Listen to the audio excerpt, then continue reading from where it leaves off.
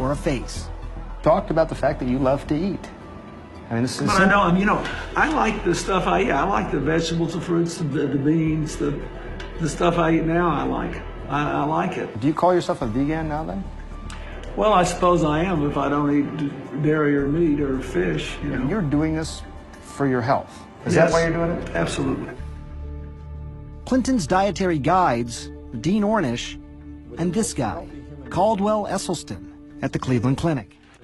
Every month, the 77-year-old Esselstyn holds a day-long seminar, attracting doctors and heart patients from across the country, like Sharon Kintz, a retired private investigator from Canton, Ohio.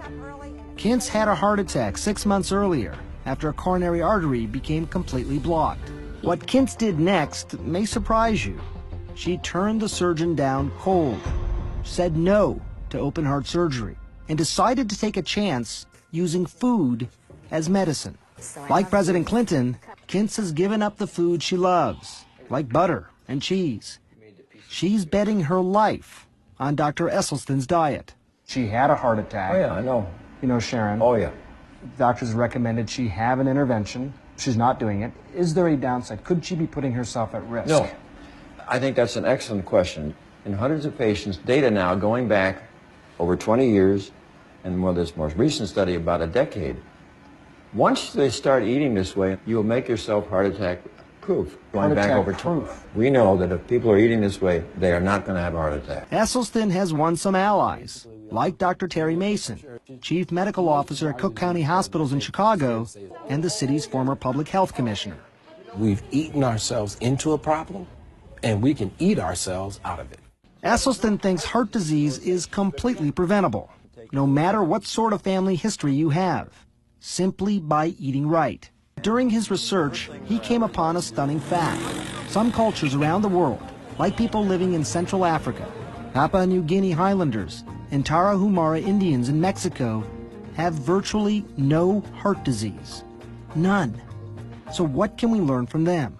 You have some easy-to-remember adages about how people can decide what they should or should not eat. We know what they shouldn't eat. That is oil, dairy, meat, fish, and chicken.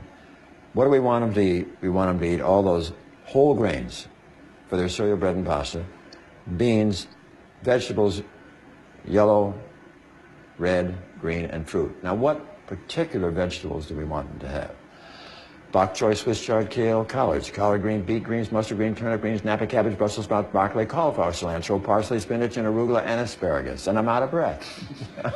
President Clinton's diet, no meat, no dairy, almost no oil, got me thinking how different what he's eating now as compared to what he used to eat, and what most of us still eat. Make a habit of high-fat, high-cholesterol meals like this, and you can physically see the beginnings of heart disease. I was curious about the science behind Dr. Esselstyn's claims, so I dug up some of these peer-reviewed journals. They're small, just a handful of patients, but the results are pretty impressive. In one study here, patients on the Esselstyn diet and cholesterol-lowering medication had no heart attacks, had no coronary events of any sort after 5 years.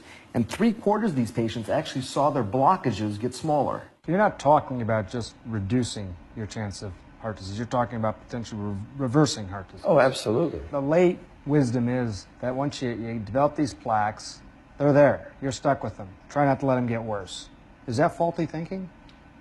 I think it's absolutely faulty thinking. Here's a picture Esselstyn likes to show of a heart patient with a blocked coronary artery. And here's that same patient after going on a plant-based diet. You see the way the blockage has almost disappeared? Sharon Kintz survived a heart attack a year ago after a coronary artery became completely blocked. Now she's counting on the Esselstyn diet to keep her from having another. Thankfully, your heart muscle function is normal. Kint's cardiologist, Adnan Zaidi, says, so far so good with the diet. It's a difficult sell, but those who get onto it have benefited from it without a question. Kintz is a true believer. So is former President Bill Clinton. And nowadays, they have a lot of high-powered company. All of these CEOs and former CEOs are either vegetarians or vegans. Would you call yourself healthy now? Well, I think I'm healthier than I was. I lost 20-something pounds. All my blood tests are good. All my vital signs are good. And I feel good. And I actually have believe it or not, more energy.